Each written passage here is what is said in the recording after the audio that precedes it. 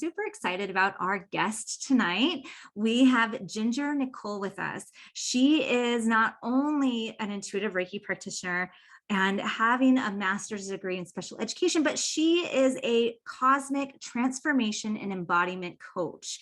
And today we're going to talk all about quote unquote the box.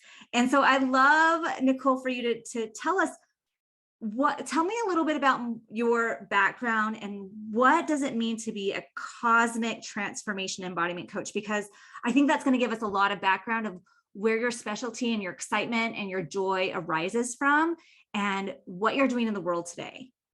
Basically, what I do is I really like to help people to understand who they are in an unlearned way.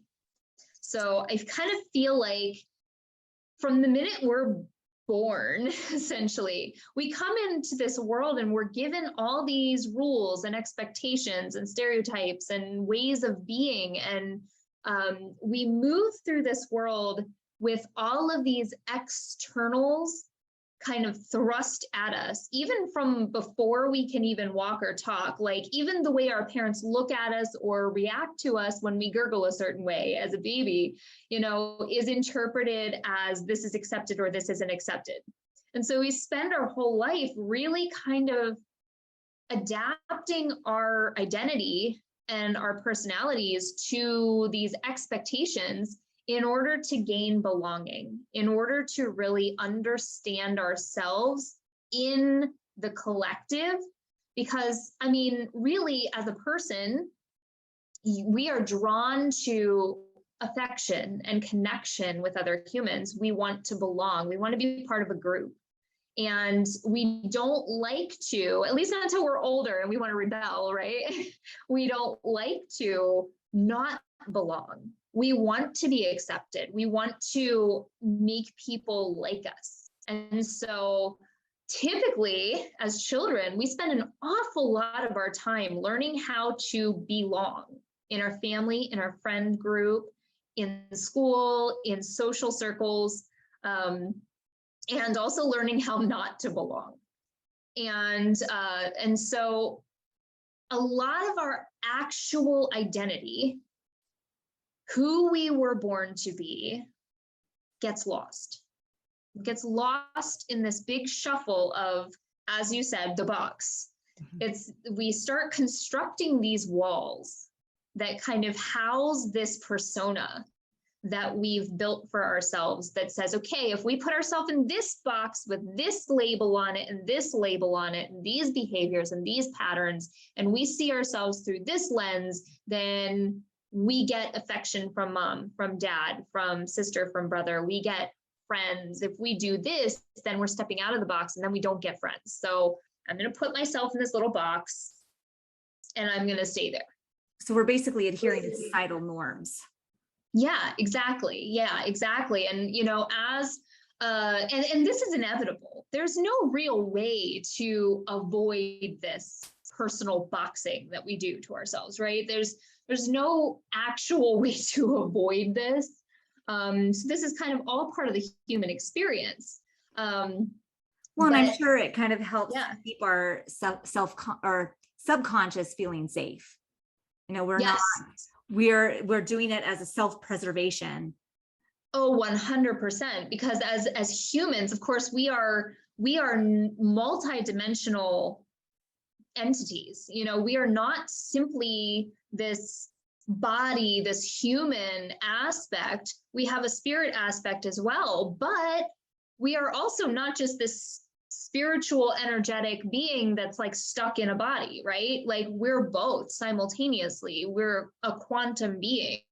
And so we can't just like constantly be striving to be the best human without really accessing that energetic space. But we also can't be functioning in a space where we're always trying to ascend to like the next level and trying to escape being human, because that's just not real, right? And so when we're looking at these spaces, like you said, this is really about a primal need to survive and to be a part of a group. And so, you know, humans, we are a group, we are a species. And so we want to belong in that group. We want to be connected. And so, like you said, with the self-preservation, there is this want to adhere to our individual cultural norms, depending on where we grow up, depending on a lot of demographics as well, the areas where we live, the neighborhoods where we live, our socioeconomic status, our genders, our identified genders, all different types of factors go into this how do I fit kind of situation. And then we also have to talk about the trauma piece, right? Because trauma is a very real thing that many people experience. Many children have early trauma. And when that is a factor, then you also have this survival instinct that is literal, right? Like it's a literal nervous system. I must act in this way so I don't receive more trauma from wherever that's coming from, whatever kind of abuse. And so, that's also a very real factor. And so we spend most of our young life trying to learn how to belong and how to survive. And then when we become adults, probably once we leave the nest, then we realize how maladaptive this all is, right? Because we come to this realization that we've built an entire personality, but yet we don't feel like ourselves. There's this inevitable realization right between 18 and 21, where we kind of feel like, okay, I feel like a person, but I don't really feel like a person. And we start to recognize all these misalignments within how we feel on the inside and how we feel on the outside. And so that box gets a lot tighter and a lot smaller and feels a lot more cramped and a lot more uncomfortable. And that's usually when people start having this major identity crisis. Like, who am I even? Who am I? Why am I here? What is my purpose? And why do I feel like I'm spinning my wheels? We've got a lot of depression and anxiety popping up during this time because we're feeling not quite right. Yeah. And so, there's something off. And so most of us, I don't know if you agree, but most of us spend most of our 20s wrestling with how we feel on the inside and how we want to be seen by the world and how we want to show up and what we've made ourselves to fit into the box. And it's this tug of war between the two identities, or the many different identities of self, the many different personalities that we and the personas that we put forward in order to survive, in order to belong, and then who is screaming from inside of us like, I don't like this. Why am I doing this? Right. So I want to get curious. Like, one of the things that has come up while you've been sharing is that what I'm seeing is that the chakra development for each person, like the solar plexus develops, that identity center develops between ages 14 and 21. Here we are developing that identity and going and second guessing and trying to break outside the box as we move out of the home and all of these things. So it totally reflects where I would normally see this happening from a chakra standpoint. And it makes me curious of like what your take is of, I kind of want to get to like, why does the box exist? Because, oh my gosh, I'm sure we can both rant on the box and why it exists. Yes. Right. And then what happens when you have clients that are adhering to these labels that aren't serving them? Like, how do we break out of the labels that have been given to us or that we'd adhere to because society said that this is what you are, accept who you are, right? So I guess let's start. Like, why does the box exist? And from my standpoint, like one of the major institutions is the educational system, right? Yeah. And how children have to fit into a box that trains them to work an 8 to 5 schedule, that they expect to have homework. So you're expected, like as an adult, then you're expected to work overtime, that Yep. we have these systems in place to train us young to accept being somewhere in an unenjoyable environment, and that we just have to deal. Right, right. There's all kinds of boxing, right? All kinds of There's boxing going on. there's the box is a far bigger concept than just individuals. You like totally nailed it. It's like that concept of the box is not just an individual box we're putting ourselves in, we're putting ourselves into institutional boxes. You know, we're putting ourselves into categorical boxes. We're putting ourselves into demographic boxes. And so like we spend our whole entire, like you said, up, especially in that solar plexus chakra development situation, like between 14 and 21, where we're really like starting to battle that stuff. Because before that, we're really working like in the root and the sacral, where we're really developing survival and then emotional connection, right? Yeah. And it's mostly subconscious. And so, you know, this is mostly on an internalized subconscious nervous system level at that point. And so it's being programmed in there without us even really knowing it.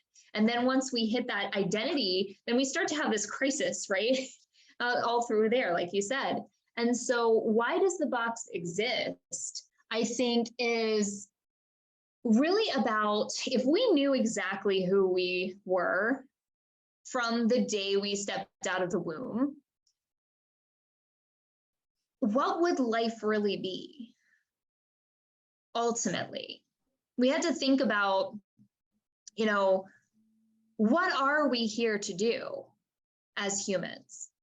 You know, what is our collective purpose? And, you know, we get into these big, like ethereal questions of like the purpose and the meaning of life, you know, and why we're here. And I believe we're here to experience all the different avenues and all the different experiences of life. And part of that, I believe, on an energetic level, is bringing us to that space where we're stepping into our ultimate purpose and really owning it, like really wanting it. Because it's one thing, I mean, ultimately, if we're sitting here with this cosmic design, and that's, you know, part of what I do as a cosmic transformation and embodiment coach, is I help people to uncover these energetic pieces of themselves that were aligned and kind of depositing energetic pieces at birth. So like astrology, human design, numerology, all of these mathematical energetic pieces.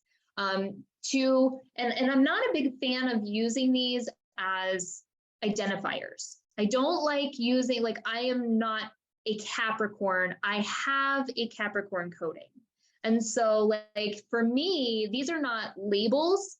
These are just a piece of your code that kind of gives you an idea of what your tendencies and strengths are versus, you know, it's kind of like this part of you is lit up. This is part of like what is easy for you, what comes to you naturally, and this is part of your bigger purpose. And so there's all these tiny little intricate details, right?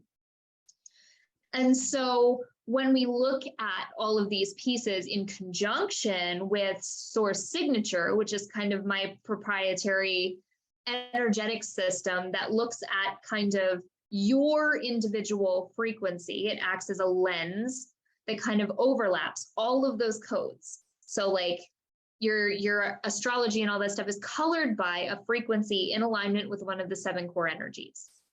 And so whichever energy you carry, whichever frequency you carry, will then color how that Capricorn code shows up for you. It will color how your life path code shows up for you.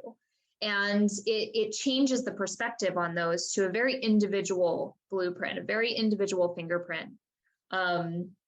So what I do is like really help people to lean into those things and really discover how their identity is coded and really start to pull that out of their subconscious and pull that out of what was repressed, what was conditioned, what was in the box, and just break the box. Like, we just break the box and we step further into that space. So ultimately, we're stepping into our true, authentic, coded identity.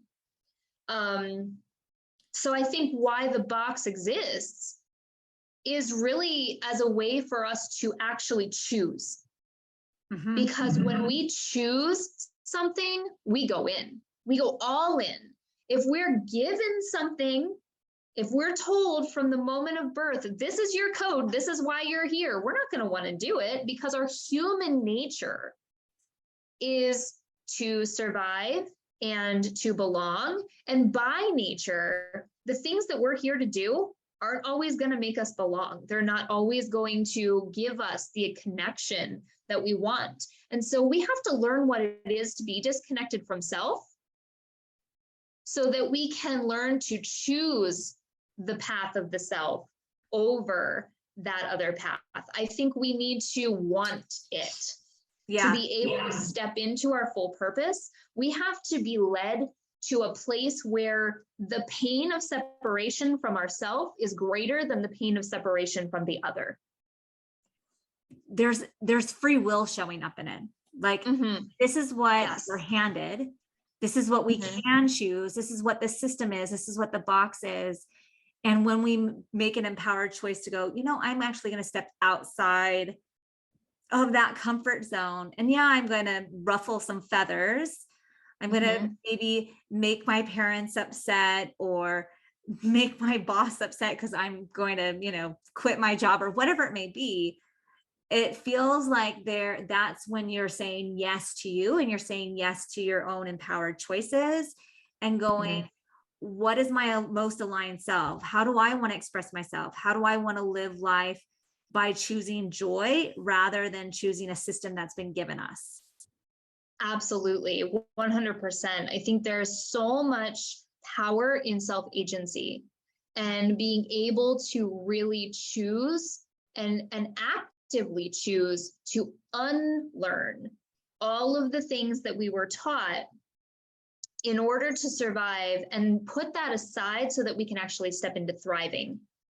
And like, yes. Can we, yes. There's a difference between just surviving and like living life on repeat, and then thriving and really choosing your own definition of success, choosing your own definition of happy. And what does that look like for you? I think I go to this a lot for my clients and my students of like, they've been given a picture by our culture of what rich looks like and what success looks like and what these things that they're supposed, quote unquote, supposed to strive for. And like, but does that fit for you? Does that resonate for you? Like, people are oftentimes surprised, like, well, my goal is to have chickens and goats and live in a communal housing. Like, that doesn't match with the societal norm, but that's what makes me me. And I'm comfortable in that. Absolutely. Yeah. And, I think one of the things, and this is my like inner provocateur coming out, because one of the things that, that causes me a lot of stress and I don't allow it to like rock my boat too much, but like, this is one of the things that I get real passionate about, is the current movement in our society toward labeling everything, labeling literally every behavior. And so this has gotten really out of hand recently, I believe, with, just kind of trying to really understand how these labels work in society, where we all really just want to understand who we are and what we're doing here. I think we're seeing a really massive human, cultural, and collective shift towards really, and we're seeing this especially with like younger Gen X generation and lower, where we're really wanting to kind of like really super understand ourselves. Like we're wanting to really know who we are and why we're here. And we're not really caring so much as we used to about this societal acceptance. Like we're really moving into this space of individuality and understanding how we as individuals add to the collective. And so as part of that, we've gotten into this habit as a society right now where we want to put a label on literally everything. Like we want to label every teeny tiny behavior, every personality quirk, everything that we do is being given a label. And one of the things that really drives me nuts and is that I see these labels, which are they're very legitimate. We see these psychological buzzwords a lot. One of the ones that pops up into my mind is narcissism, gaslighting, neurodivergency. You know, these are some of the, you know, even trauma response and stuff. These are things that we are seeing. They're everywhere. They're everywhere right now. And there is this big push to kind of like put these labels on literally everything that is outside of what is the societal norm. It's like we're almost purposefully putting ourselves into a box again, right? We're taking ourselves out of the box that we were put in by all the external expectations, right? And we're internally putting ourselves in another box to at cause to understand ourselves and our quirks and our personalities and things that like are struggles sometimes for us as individuals. Now, I want to make a disclaimer that there is such a thing as narcissism, narcissistic personality disorder. There is such a thing as depression and anxiety and ADHD and PTSD. And, you know, all of these things are very, very real, you know, but it doesn't qualify every time.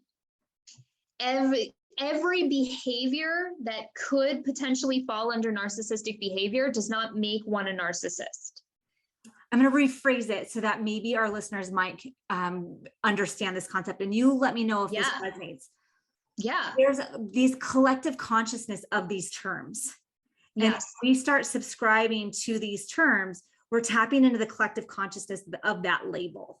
Mm-hmm. And then we're owning it. And once again, we're putting ourselves, we might have got away from one box, but now we're in another box of saying that I am ADHD. And so now I have to adhere to these rules and expectations. Right. It's coming from this collective consciousness, which represents a new box. Exactly. Yeah. And it's coming from essentially this place of like, rather than this, you know, rather than cosmic understanding, where it's like the bigger picture of like frequencies and energetics, we're stepping into these labels that are, like you said, the collective. It's a collective human consciousness that are kind of subscribing to these beliefs and these ideals and these standards and these rules that create these labels. And so, you know, my big push with this, and it often does get misunderstood, is that, you know, a lot of times, and I myself have had, you know, a decent amount of trauma in my life. And, you know, it's been a pervasive part of my, you know, my human experience. And so, you know, it's because of that I, you know, purposefully sought to be a trauma-informed coach. Because just because I've lived trauma does not translate to me being able to support and witness someone else going through a traumatic response. That being said, because I have this passion for helping people to kind of overcome those spaces, you know, I see a lot of overuse of the words trauma response, things like this. Not everything is trauma. Not everything is a trauma response, you know? And so we need to really, if we're going to start using jargon, we need to be really careful about how we're using it, because what's happening is these buzzwords are getting so pervasive in our daily language that they're losing their actual meaning, and they're starting to be used in ways that are actually harmful to the population, where we're putting, like you said, we're putting ourselves in these boxes that are part of this human consciousness, right? And so, even just looking at the term neurodivergency, which is a very real thing, there is also this tendency to, well, when I look at, when I do this particular thing with my writing, I have this particular personality quirk, so I must be neurodivergent. And because people who have ADHD have that as part of their diagnoses, and so people are cherry picking now. And they're saying, oh, well, I do that, so I must have ADHD too, or I do those things, so I must also be neurodivergent. And we're grabbing at those labels and slapping them on ourselves. And I always encourage people, like, please don't self-diagnose. Like, please go to a professional that is absolutely 100%. Like, I am also not able to diagnose you. Like, I cannot diagnose or treat mental health diseases and disorders. Like, that is not my job. That is not my specialty. That is not my licensure. And so, but I have studied this a long time. I've been in the system of mental health myself. I have worked in mental health, and I've seen this from literally every angle. And it worries me that we're in a space where we're kind of like, as a population, grasping at these words because we see ourselves in pieces. And then we're grabbing at them as a label because we're so desperate to understand why we are the way we are, and to really truly make sense of our identities, because we have literally been spending our whole life with someone or something on either an individual or a systemic level telling us that if we don't fit into the box, there is something wrong that needs to be fixed. And so we are continuously trying to fix ourselves into these labels so we understand what we need to fix about who we are. Yeah, it seems like there's a striving for it. Well, if I can fit under this label, then I'll have a community. Or if I fit under this label, I'll have a community, and then I'll be accepted and I will be loved. Absolutely. Right. Yes. And so there's the drive for acceptance, for love and support. And if I get a diagnosis, then I can finally fit in with some type of box because I don't fit into the normal, quote unquote, the typical average box. Instead of just going to a space of self-acceptance for I am the way I am, love it or leave it type attitude. Right.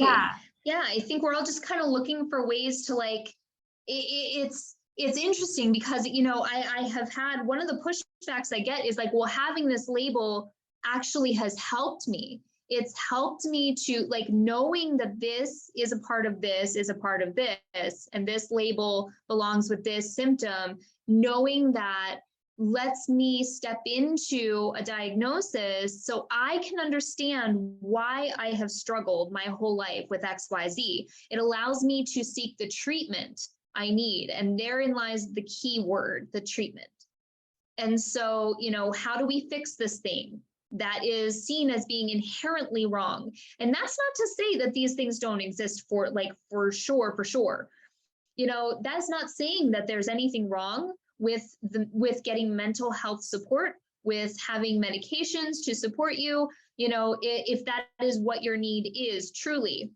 But oftentimes we jump into these labels very quickly when we don't quite totally 100% fit into that particular space. And so I really get to a point where I'm like, well, if this is helping you, if this label is helping you, then that's wonderful. To at least get to the point where you can seek something to support yourself in functioning better, because we all need to function. I mean, that's the long and short of it. We all do need to function. We need to survive. We need to be able to function in our lives in the way that makes us feel good, the way that brings us through these spaces. And so yay for labels when that's the outcome. But oftentimes we're seeing these labels adhered just kind of willy-nilly, and, or people self-slapping these labels on based on their own observation. And just like you said, trying to find that belonging, trying to find that community, trying to find that connection, trying to find that identifier, and trying to fix what they perceive as wrong, when really, is it that you've had struggle, or is it that you've struggled inside a system that was not built for how you are wired?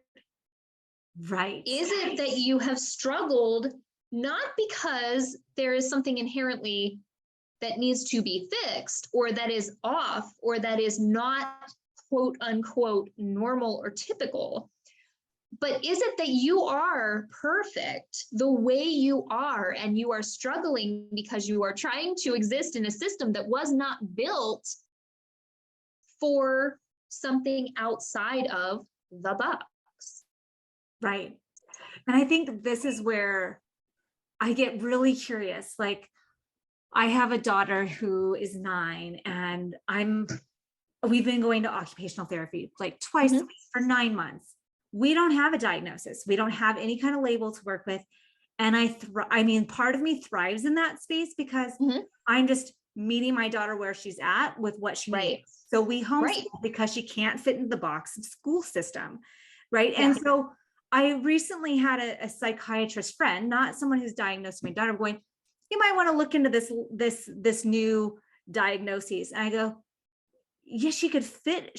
That might be her. She might actually be diagnosed with that, but I think I'm doing a freaking good job if that is, because I didn't push her into fitting, a peg in a square hole. Right. Absolutely. And I think part of that too is like, that is, I think that's why we are getting so many children being born this day and age who are, adhering to that neurodivergent. We're trying to break the system, like evolutionarily speaking, spiritually speaking. They're trying to break the box. And who am I to force a child into that system?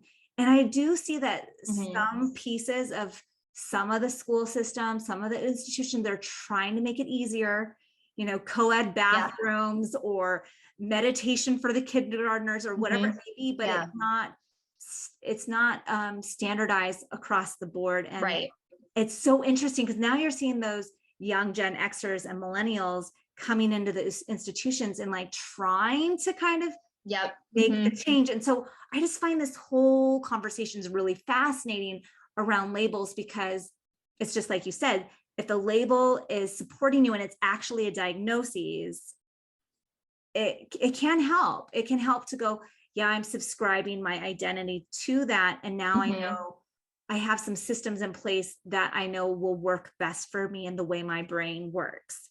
Right. And there's some labels that really need to be redefined, really need to just be wiped off the freaking board. Yes.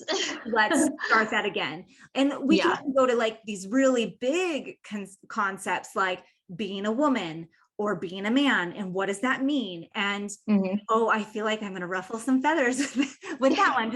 Just going, I have a lot of conversations with women clients going, who are you on an identity level when you take all of your relationships away, when you take off I'm a wife and I am a sister and I am a mother, because that is all like, I have to gain love and do something by being productive. Yes. When we remove that, who are you?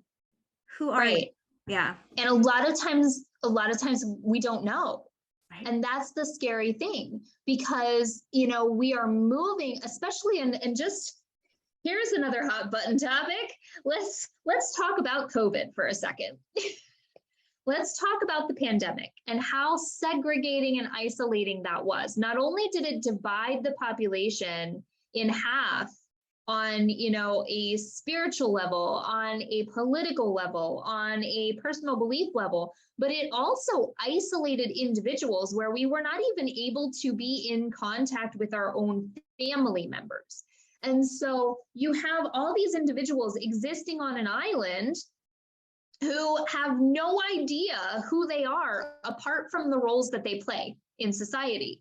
And so we've put ourselves in these boxes to function in this interconnected, interwoven society. But when you take us out of there and we're just in that box by ourselves, you saw a huge, horribly upsetting, traumatic experience for the collective, where not only were we taken away from the connection of other human beings, but we were literally forced into a divide and asked to choose sides in order to belong to one or the other, even in our isolation. And then we're sitting there going, wait, who am I?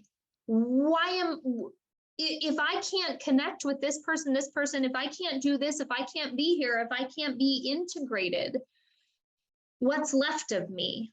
And unfortunately, you saw this huge uptick in severe suicidal ideation, severe mental health problems and mental health challenges and trauma effects from this. And I'm sure later down the road, we're going to see a lot of collective trauma. We're already seeing it.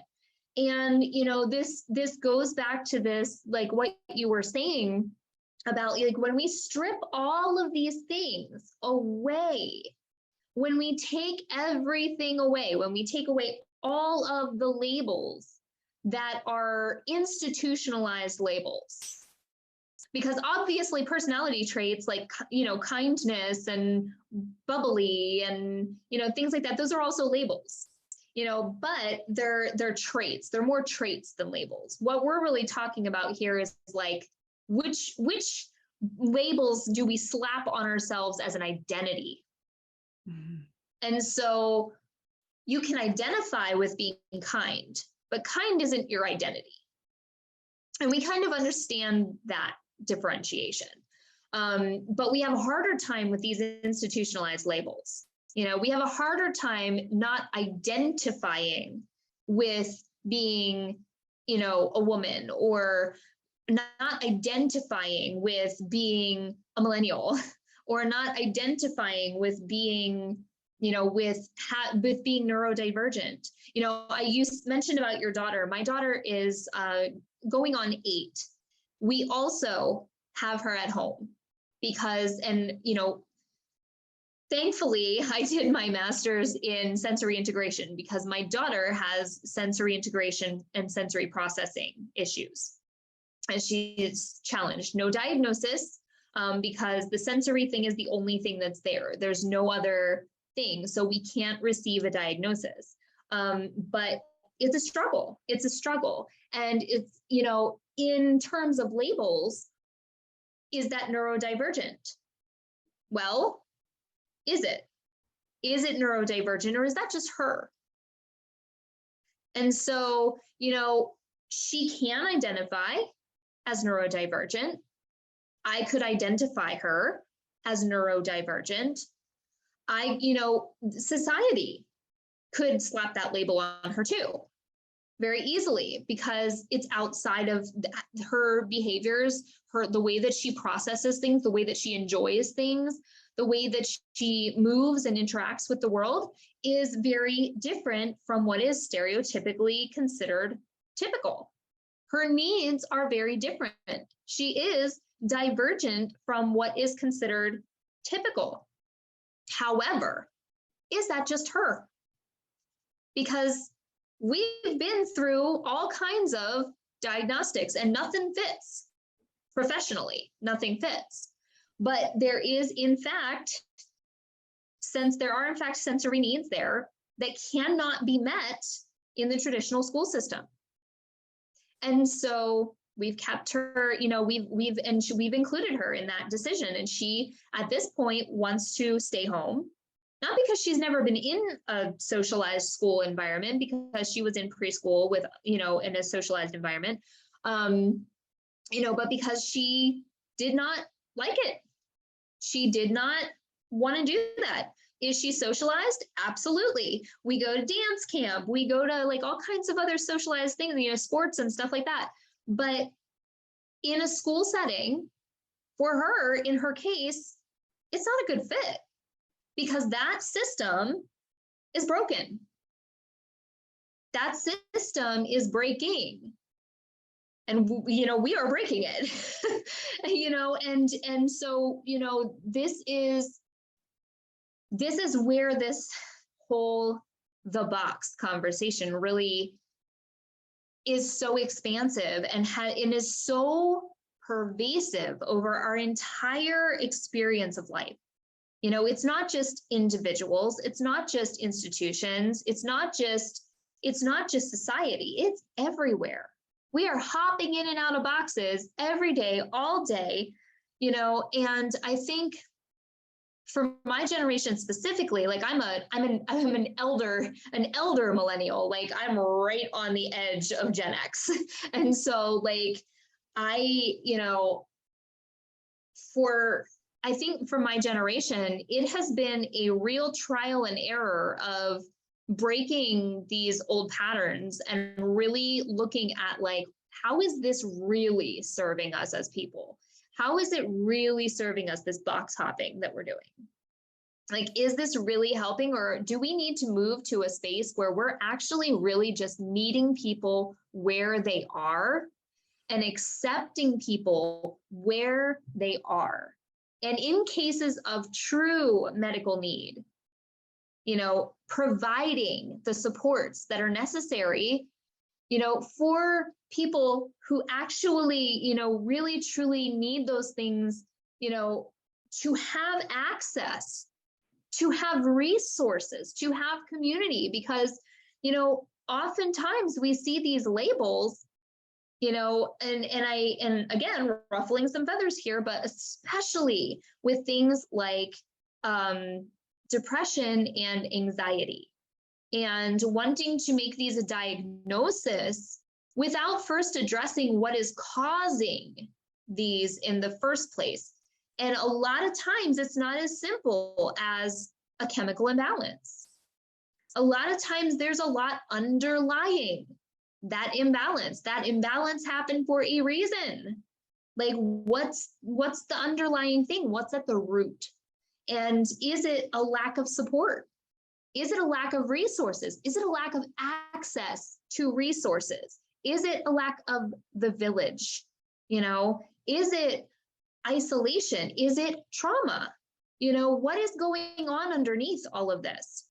And we're really, truly, I feel like we're really, as a population, trying to redefine what these labels are serving.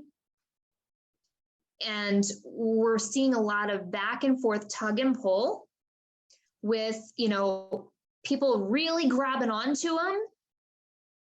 And then the other side really trying to be like, no, just like be yourself. Just like be as you are. And let's provide support. Yes. Let's provide the support for where you are. You know, it's trying to get out of this system that is so focused on every person for themselves. You know? Well, and the fix it model. Like, yes. Oh, the you fix don't it fit model. yeah, you don't fit in, so let's get you this label so that we can interpret what right. needs to be fixed. Yeah, right, absolutely. I'm loving this conversation. I think that's such a great point to kind of land on, going, how can I love myself as I am, regardless if you have a label or not? Yeah. How can we take ourselves as we are, honor ourselves where we are, in our bodies, in our career, in our home life? Like, how can we honor who we are just as we are? How can we love ourselves just as we are? Absolutely. So I'm curious if, like, how does this look for how you work with clients? Like, or do you have any programs coming up? Like, share a little bit about that. Okay, yeah, I do have a program coming up called Major Magic. And one of the things that that I do with my clients is really getting them to recognize, helping them and supporting them in recognizing what it is that they are truly wanting from their life. What is their more? And, you know, what does more look like to them? What does being more themselves feel like to them? And really, it's about getting down to personal beliefs and values. Really listening and intuiting in your body what your energetic system is trying to say, helping people to get back in touch with that cosmic piece, that intuitive piece that tells them on a deep soul level, like, this is what I want more than anything in the whole world. And it might look like something really tangible, like maybe somebody wants like a mansion on the hill or something, you know, or a beach vacation, or, you know, goats. And, you know, just kind of looking at that piece and then distilling that down to what the value is underneath that. For a lot of people, it's love. For a lot of people, it's freedom. For a lot of people, it's, you know, it's creativity. And, you know, when we distill it down to that basic core need, that core value, you know, then we can start to build this understanding of why that exists. You know, why is that something? Why is that your pull? Like, what cosmic codings are you carrying that support that pull? And what other strengths can we identify within you that, you know, this is your biogenetic DNA.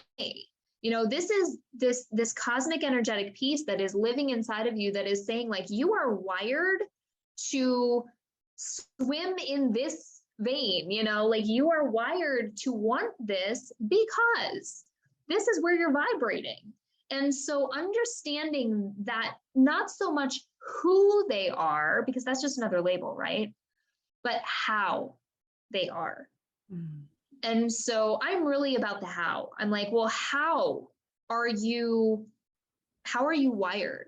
How are you showing up in the world? And how is that in alignment or not in alignment with how you are coded? You know, where are we? You know, I like to figure out, like, where are we on that scale? What's the gap between what you really, truly, intuitively feel on the inside as being who you are, and what you have created yourself to be in order to fit into all of these various boxes? And then we unpack. Mm-hmm. We do a lot of unpacking. We do a lot of subconscious work, some archetype, Jungian work.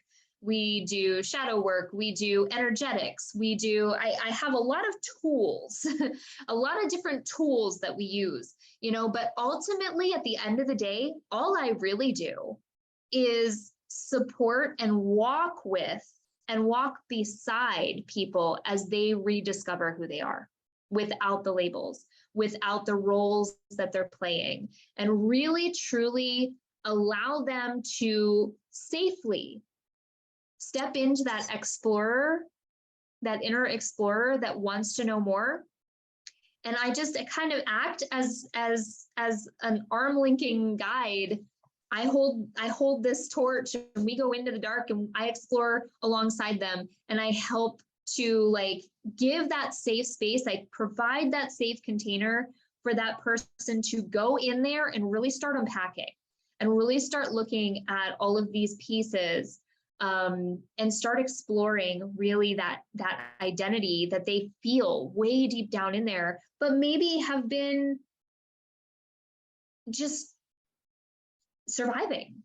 Mm-hmm. And just trying to survive in this world as is and not really thriving. And so really, that's what I do. I really want to just walk beside people and create a safe space for them to go into the cave and really reclaim who they are, really reclaim their identity, really reclaim their own power of agency and choice, and being able to kind of take back that inner person that they have always been and that they've always known was in there, but might have been too nervous or too conditioned even by what's around them, too worried about disconnecting from what's important and who's important to actually go in there by themselves. And so I walk with them. I love that. So if people wanted to get a hold of you, follow you, where do they go? So right now I am working on building a website, but it's not ready yet. So soon we'll have that. But right now, the best place to find me is probably on my Instagram, which is The Real Ginger Nicole. And so that's on Instagram. And I do a lot of stuff in my stories.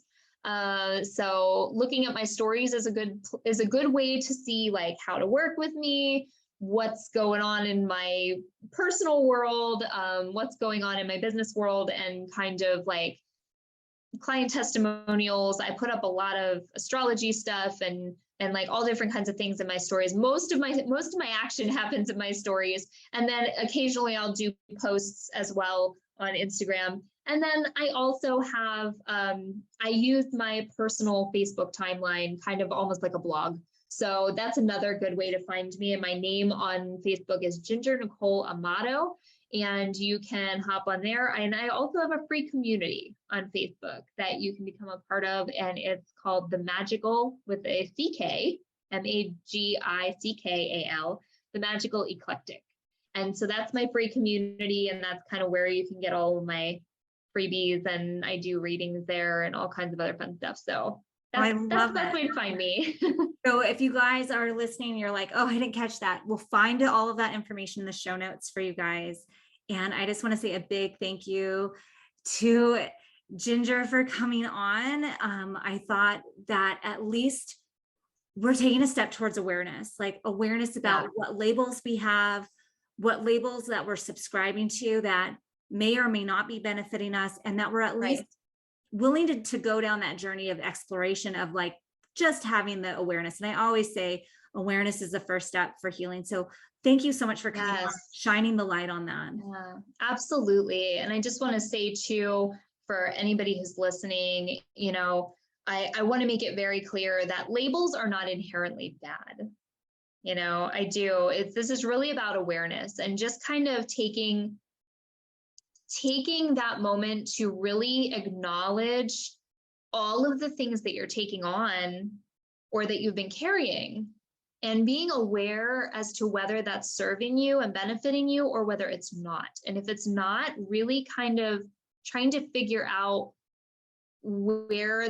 how that can be released, and stepping into a more empowered place, because ultimately the label, it's not bad. It's not bad. It can serve a lot of people, and sometimes it's wonderful and it can be a real benefit. So just becoming aware, like you said, is really the key piece here. So I didn't want anybody to feel like, you know, if they were, you know, adhering to any labels or anything, that like I'm knocking them or anything for taking on those labels. No, they can be very beneficial in certain instances and things. So yeah, it's really about awareness.